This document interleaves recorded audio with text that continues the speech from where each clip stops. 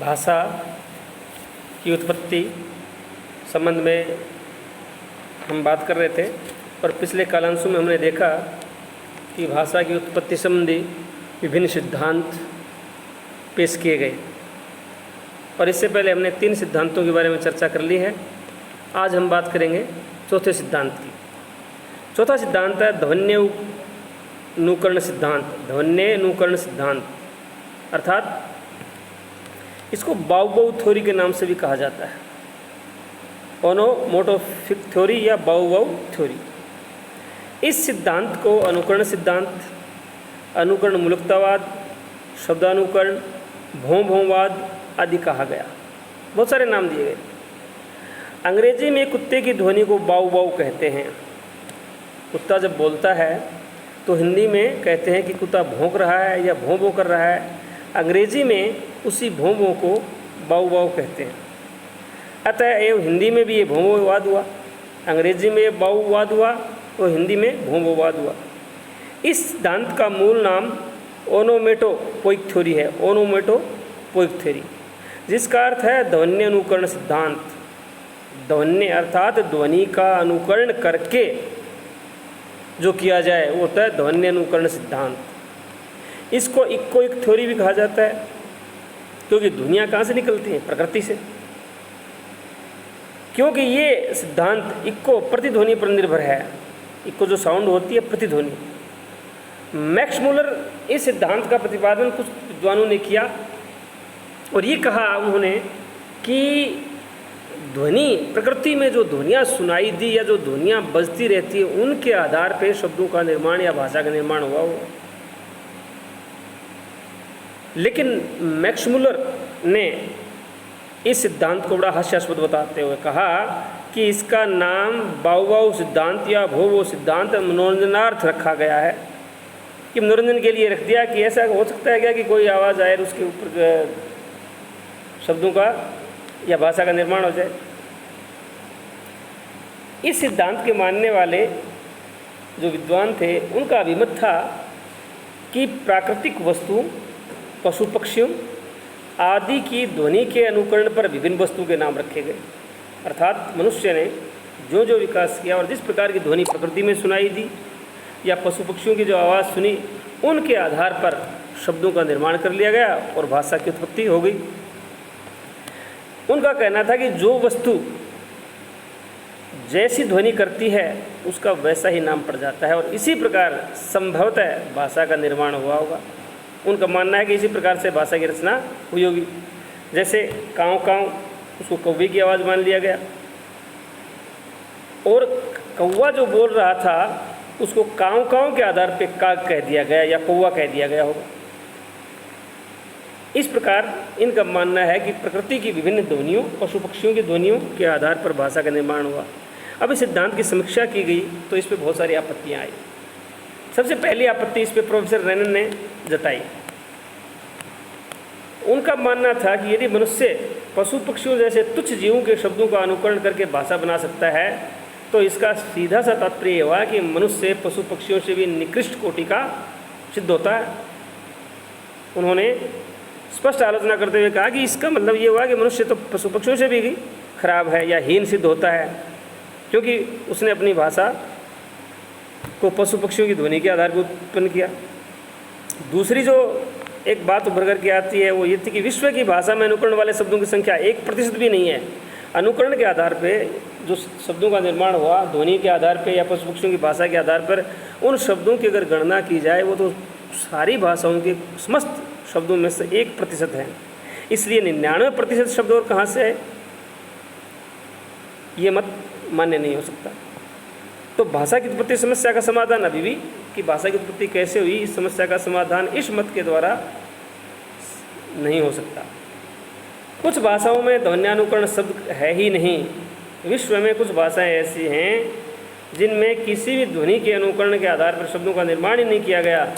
तो फिर कैसे मान लिया जाए कि सभी भाषाओं का ध्वनि के अनुकरण के आधार पर निर्माण हुआ है? इस प्रकार ये मत सही नहीं ठहरता। अगला मत है आवेग सिद्धांत, जिसको पोह थ्योरी भी कहा गया। आवेग सिद्धांत, इस सिद्धांत को मनोभाव व्यक्तिवाद मनोराग व्यंजक, शब्दामूलक, तवाद, पुहवाद आदि विभिन्न नामों से पुकारा गया। बहुत सारे नाम इसके एक साथ आए। इस सिद्धांत के मानने वाले भाषा वैज्ञानिक या विद्वानों का मत है कि आदिकाल में जब मनुष्य धीरे धीरे विकास कर रहा था तो उसे अपने जो भाव थे, मनोभाव, उनको व्यक्त करने के लिए, जैसे हर्ष, शोक, घृणा, विस्मय, भय, क्रोध, इनको अभिव्यक्त करने के लिए विभिन्न प्रकार की ध्वनियों की आवश्यकता पड़ी। और जो ध्वनियाँ जिस भावावेश में या जिस भाव में उच्चरित हुई उसके आधार पर शब्दों का निर्माण हो गया। पहले मन में विचार आया, भाव आया, जैसे क्रोध आया तो क्रोध संबंधी भाव आए, तो उसको अभिव्यक्त करने के लिए कोई ध्वनि मुँह से निकली और उसी ध्वनि के आधार पर शब्द का निर्माण कर लिया गया और बाद में भाषा बन गई होगी। हर्ष में आहा, आहा, वाह आदि, शोक में हाय हाय, अरे, क्रोध में आ, घृणा में छी छी, ये सारे के सारे शब्द इसी प्रकार से निर्मित हुए होंगे। ये आवेग सिद्धांत के मानने वालों का कहना है कि आवेग, मनुष्य के जो मन के आवेग थे उसके आधार पर भाषा की उत्पत्ति हुई होगी।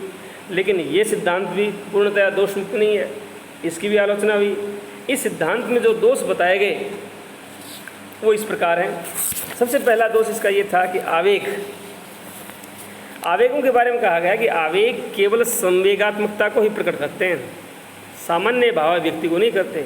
जब आदमी ना क्रोधित है, ना भयभीत है, ना उसमें घृणा का भाव है, ना वह शोकमग्न है, उस समय वह सामान्य अवस्था में होता है और उस समय वो जो अभिव्यक्ति करेगा उस अभिव्यक्ति का किस शब्द के साथ संबंध जोड़ा जाएगा या उस अभिव्यक्ति से किस शब्द का निर्माण होगा, ये समझ से परे की बात है। अतः ये कहा जा सकता है कि उनका संबंध भाषा के प्रमुख मनुष्य के जो अंग हैं उनसे नहीं है। दूसरा इस पे आक्षेप लगा वो था कि प्रोफेसर बेनफी ने इस मत का खंडन किया और उन्होंने कहा कि आवेग जो होते हैं वो भाषा की अक्षमता को सूचित करते हैं। जब आदमी के पास कहने के लिए शब्द नहीं होते तो वो भावावेग में आह, उह, ओह, हाय, अरे, इस प्रकार की अभिव्यक्ति करता है। शब्दों का जब अभाव होता है तो आदमी भावों के अंदर या भावातिरेक की वजह से अभिव्यक्ति करता है। तो ये संभव नहीं है कि जब शब्दों का अभाव होगा तब वो भाव आवेग निकलेंगे, तो फिर भाषा कैसे बन गई? इससे भाषा की उत्पत्ति नहीं हो सकती। एक अन्य आलोचना इसकी हुई कि ये शब्द विचार पूर्वक प्रयुक्त नहीं होते, कि भावावेश में जो शब्द निकलते हैं उन शब्दों का उच्चारण व्यक्ति अपने विवेक का इस्तेमाल करके नहीं करता।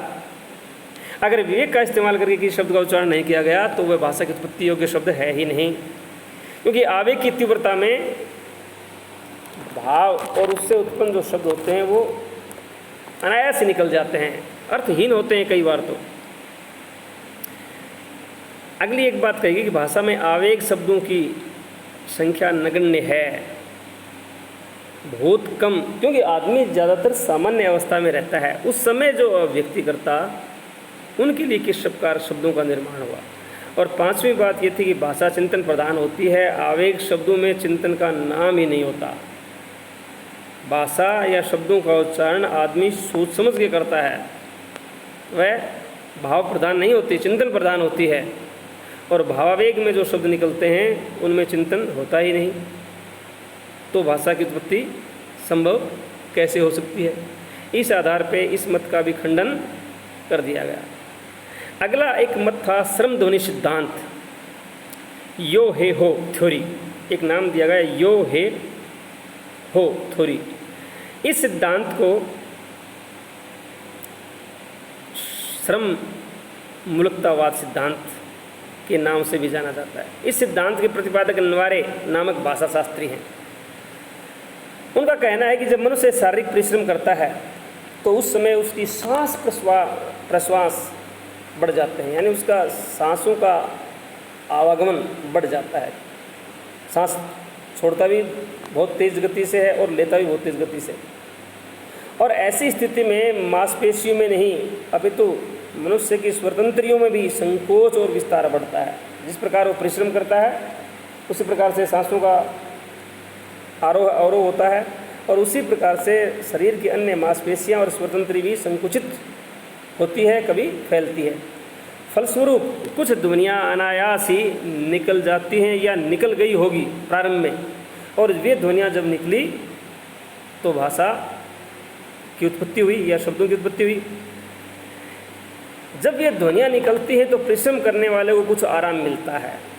ऐसा कहते हैं कि मजदूर जब मेहनत करते हैं तो कुछ प्रकार की ध्वनियाँ निकालते हैं, और उनका ये मानना है कि इस प्रकार की वो ध्वनियाँ इसलिए निकालते हैं कि कुछ तो काम सुगमता से हो जाता है और कुछ वो आराम महसूस करते हैं। इस आधार पे वो कहते हैं कि ये हूँ या हो सिद्धांत था। इस प्रकार से जब आदमी मेहनत की, परिश्रम किया होगा, काम किया होगा, तो शब्दों का निर्माण हुआ होगा। मल्लाह वगैरह जो होते हैं वो हैया जैसे शब्दों का उच्चारण करते हैं।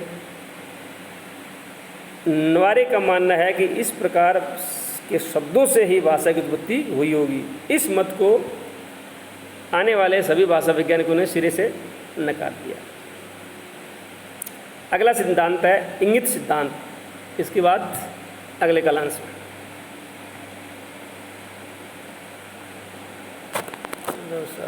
एक तो कर दिया कंप्लीट।